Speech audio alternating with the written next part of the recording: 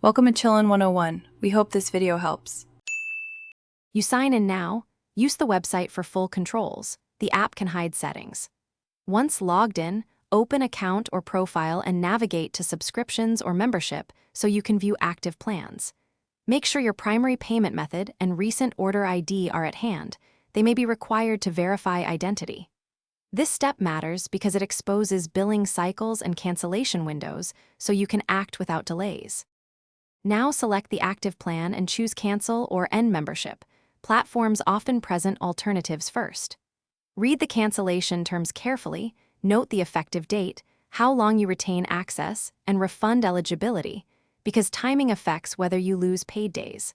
If offered, compare pause or downgrade options. Sometimes pausing preserves credits and avoids losing books. Proceed when you understand the trade-offs, and prepare to confirm your reason for leaving so the system processes the request. Confirm the cancellation and copy or screenshot the confirmation number. This proves you completed the process.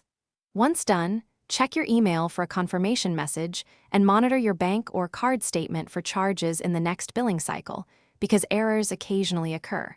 If you want no further ties, remove saved payment methods and uninstall the app. If cancellation fails, contact support with your confirmation info.